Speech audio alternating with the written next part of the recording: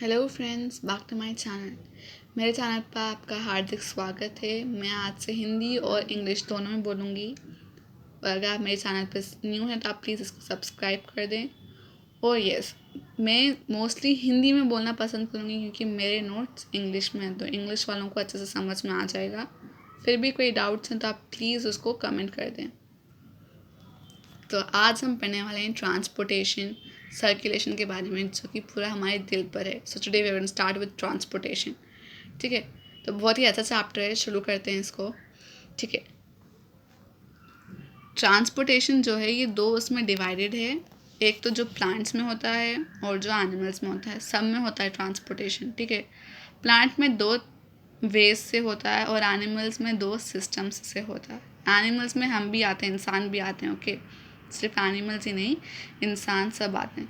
तो प्लांट्स में ये दो तरीके से होता है। मैं प्लांट के बारे में थोड़े ही बताऊंगी, आपको ब्रीफली मैं बोल दूंगी, और एनिमल्स के ऊपर मैं आपको बहुत एक्सपैंड करके अच्छे से एक्सप्लेन करूँगी। सो प्लांट्स के बारे में हम सिर्फ थोड़ा सा पढ़ेंगे। ओके, तो प्लांट्स में ना पहला वे होता है एसेंट ऑफ सैप। आप देख सकते हो एसेंट ऑफ सैप। एसेंट का मतलब है गोइंग और मूविंग, मूवमेंट, और सैप का मतलब है वाटर एंड मिनरल्स।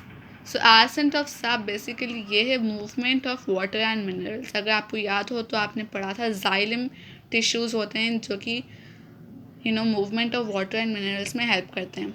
ठीक है, और दूसरा वे होता है जिसको हम बोलते हैं ट्रांसलोकेशन।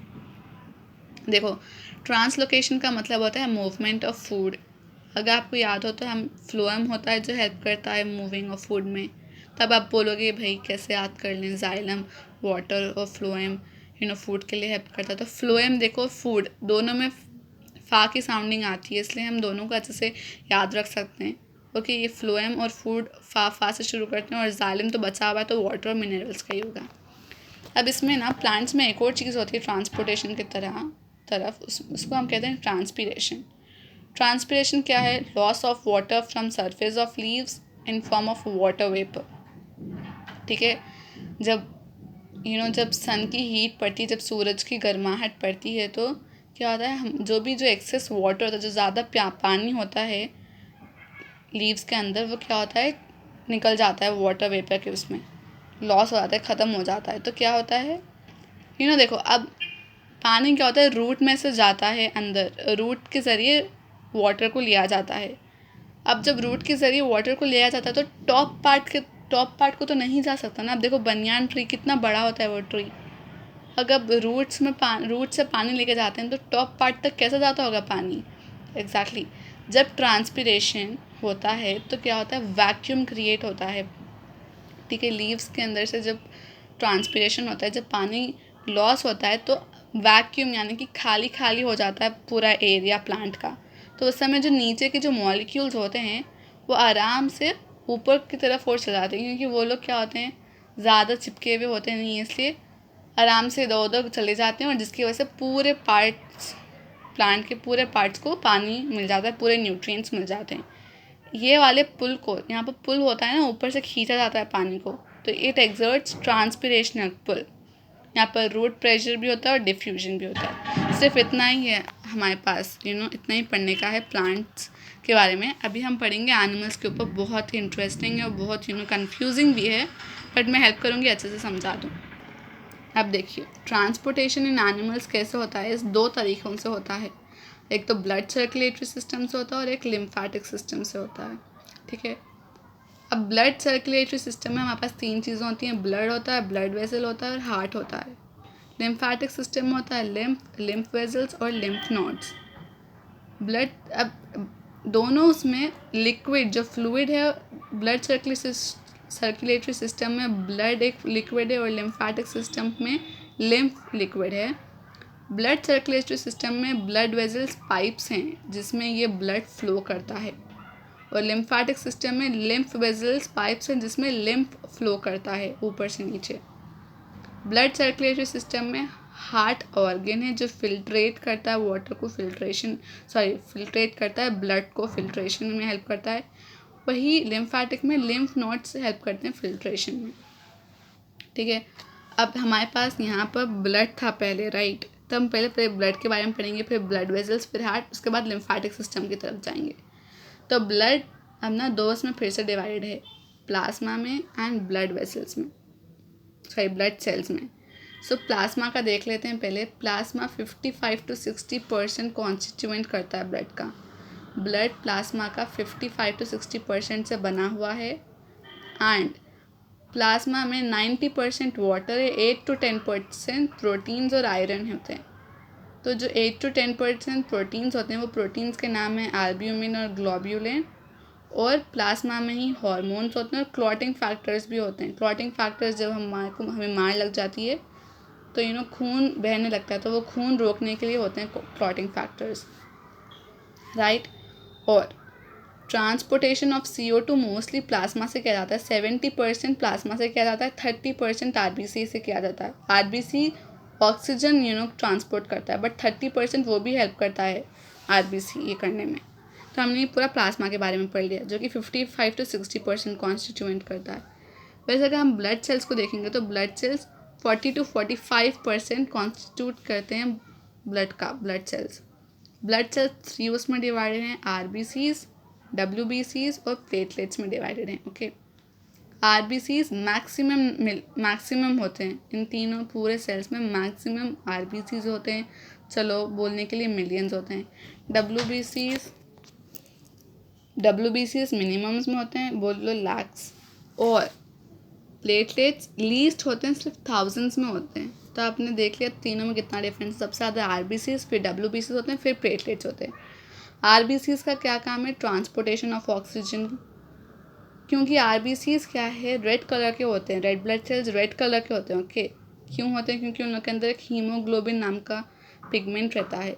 इस हीमोग्लोबिन को ऑक्सीजन से बहुत प्यार होता है, इसलिए ये क्या करता है, ऑक्सीजन को ही ट्रांसपोर्ट करता है, ऑक्सीजन की मदद करता है ट्रांसपोर्ट होने में RBC।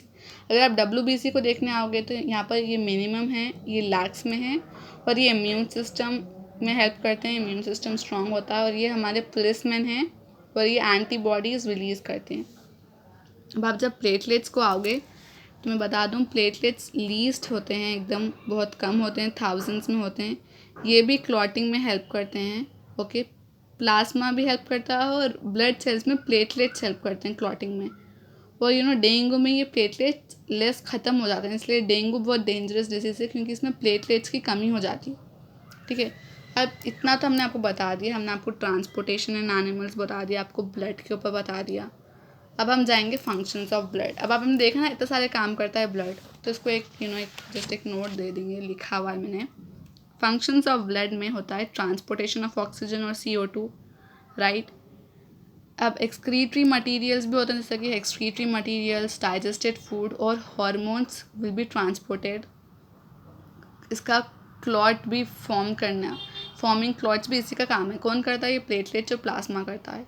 हीट और टेम्परेचर कंट्रोल भी यही करता है, और प्रिवेंटिंग इन्फेक्शन और वूंड हीलिंग, जब मार लग जाती है तो उसको ठीक करने के लिए भी ब्लड ही होता है, क्योंकि उसके अंदर इम्यूनिटी सिस्टम होता है। तो इतने सारे तो काम तो ब्लड ही कर देता है, तो ब्लड बहुत इंपॉर्टेंट है। ओके, और हार्मोन्स क्या हैं? ये केमिकल्स होते हैं। ओके, इसलिए हम बोलते हैं हमें अच्छा खाना खाना चाहिए, क्योंकि जब हम खाना खाते हैं तो वैसे टाइप के केमिकल्स रिलीज़ होते हैं और वैसे ही हार्मोन्स होते हैं एंड वैसे ही थॉट्स और वैसी ही फीलिंग्स आती हैं। तो हमें अच्छे से खाना खाना चाहिए, अच्छा खाना खाना चाहिए, फेरोशियस खाना नहीं खाना चाहिए, जंक फूड नहीं खाना चाहिए। ओके, तो अब मैं आपको बताऊंगी ब्लड क्लॉट कैसे होता है। बहुत थोड़ा बहुत कंफ्यूजिंग है, मैंने बहुत आसान करके समझा रही हूँ मैं इसको। देखो, यहाँ पर ब्लड क्लॉट एक ये इंज्योर्ड टिश्यू होता है। जब हमें मार लग जाती है तो हमारे जो ब्लड प्लेटलेट्स होते हैं उन लोगों को मैसेज जाता है, तो वो लोग क्या करते हैं, इकट्ठा हो जाते हैं, ग्रुप में आ जाते हैं। ओके, और वो लोग एक केमिकल रिलीज़ करते हैं जिसका नाम है थ्रोम्बोप्लास्टिन। आप देख सकते हो कि मैंने लिखा है यहाँ पर, थ्रोम्बोप्लास्टिन है। ब्लड प्लेटलेट्स एक केमिकल रिलीज़ करते हैं, थ्रोम्बोप्लास्टिन। अब देखो, मैंने कहा था कि प्लाज्मा भी करते हैं, ये तो प्लेटलेट्स कर दिए, रिलीज़ कर दिए थ्रोम्बोप्लास्टिन। अभी प्लाज्मा का भी काम है ना ब्लड क्लॉट करने के लिए, तो प्लाज्मा क्या करते हैं, प्रोटीन रहता है उन लोगों के अंदर, वो रिलीज़ करते हैं जिसका नाम होता है प्रोथ्रोम्बिन। ठीक है, ये प्रोटीन प्रोथ्रोम्बिन इसके साथ ये प्रोथ्रोम्बिन जो कि प्लाज्मा ने रिलीज़ किया था, प्लेटलेट्स के रिलीज़ किए हुए केमिकल थ्रोम्बोप्लास्टिन के साथ मिलकर थ्रोम्बिन रिलीज़ करता है। ठीक है। प्रोथ्रोम्बिन थ्रोम्बोप्लास्टिन के साथ मिलकर थ्रोम्बिन रिलीज़ करता है। अभी थ्रोम्बिन क्या है, ये फाइब्रिनोजन के ऊपर एक्ट करता है। ओके, अब देखो फाइब्रिनोजन रहता है जो कि थ्रोम्बिन के ऊपर एक्ट करता है, थ्रोम्बिन एक्ट करता है इसके ऊपर। तो फाइब्रिनोजन और थ्रोम्बिन दोनों मिलकर एक फाइबर रिलीज़ करते हैं जिसका नाम है फाइब्रिन। तो अब यहाँ पर अभी जो फाइबर जो रिलीज़ होता है जिसका नाम है फाइब्रिन, वो पूरे कलेक्ट किए जाते हैं और आरबीसी के साथ मिलकर ब्लड को क्लॉट किया जाता है। देखो हम आपको फिर से समझा रहे हैं, फिर से बहुत आसान सा है। इंज्योर्ड टिश्यू, ब्लड प्लेटलेट्स को मैसेज जाता है, वो लोग केमिकल रिलीज़ करते हैं जिसका नाम है थ्रोम्बोप्लास्टिन। फिर थ्रोम्बोप्लास्टिन के हेल्प से प्लाज्मा क्या करता है, एक प्रोटीन रिलीज़ करता है जिसका नाम है प्रोथ्रोम्बिन और थ्रोम्बोप्लास्टिन दोनों मिलकर क्या करते हैं, थ्रोम्बिन को रिलीज़ कर देते हैं। अब ये थ्रोम्बिन के मिलते हुए थ्रोम्बिन की स्वागत से फाइब्रिनोजन दोनों मिलकर क्या करते हैं, फाइब्रिन को वो कर देते हैं, रिलीज़ करते हैं, जो कि एक फाइबर है। और ये पूरे फाइबर्स यानी कि फाइब्रिन मिलके आरबीसी के साथ ब्लड को क्लॉट करते हैं। तो हमने देखा ना, प्लेटलेट्स भी हेल्पफुल हैं और प्लाज्मा भी हेल्पफुल है ब्लड क्लॉटिंग के लिए। अब आपको मैं यही बता देती हूँ different types of blood group. देखो ब्लड ग्रुप क्या होता है, ए होता है, बी होता है, ए बी और ओ होता है। हमने एक टेबल बनाया है जिसमें एंटीजन और एंटीबॉडी भी है। एंटीजन हमारे आरबीसी भी प्रेजेंट होता है रहता है और एंटीबॉडी प्लाज्मा में रहता है, ठीक है। एंटीजन क्या है, एक ग्लाइकोप्रोटीन है, मतलब ग्लूकोज प्लस प्रोटीन का बना हुआ होता है एंटीजन। ग्लाइकोप्रोटीन मतलब ग्लूकोज प्लस प्रोटीन का एंटीजन बना हुआ होता है और एंटीबॉडीज़ प्लाज्मा पे होती हैं। यहाँ आप देख सकते हो एंटीजन को हमने पूरे कैपिटल्स में लिखा है, एंटीबॉडीज़ को पूरा स्मॉल लेटर्स में लिखा है। ए में एंटीजन ए होता है, एंटीबॉडी बी होता है, बी में एंटीजन बी होता है और एंटीबॉडी ए होता है। ए बी में ए एंड बी एंटीजन होता है और कोई भी एंटीबॉडी नहीं रहता। और ओ में कोई भी एंटीजन नहीं रहता but A and B antibody रहता है। देखो depending on antigen and antibody blood group is told. तो एंटीजन और एंटीबॉडीज़ को देखकर ही डॉक्टर्स ब्लड ग्रुप बताते हैं। ए बी क्या यूनिवर्सल रेसिपिएंट है, वो सारे ग्रुप्स से खून ले सकता है। और ओ क्या है, सारे ग्रुप्स को दे सकता है, यूनिवर्सल डोनर है, ये सारे ग्रुप्स को ब्लड दे सकता है। तो ये थी आज की वीडियो। देखो प्लीज़ अगर वो वीडियो अच्छी लगी हो तो इसको लाइक करो, कमेंट करो कोई डाउट है, और इसको शेयर करना मत भूलो प्लीज़। सबको शेयर कर दो अपने फ्रेंड्स को, लाइक कमेंट एंड शेयर। तो इतना ही था। अगर इंग्लिश का कोई प्रॉब्लम है तो भाई समझ लो, क्योंकि मैंने इसको इंग्लिश में ही लिखा हुआ है, ठीक है। थोड़े स्टूडेंट्स को नहीं आती हिंदी, हमें कोप अप करके चलना पड़ेगा। So like comment and share, bye. Part 2 will be coming soon, bye.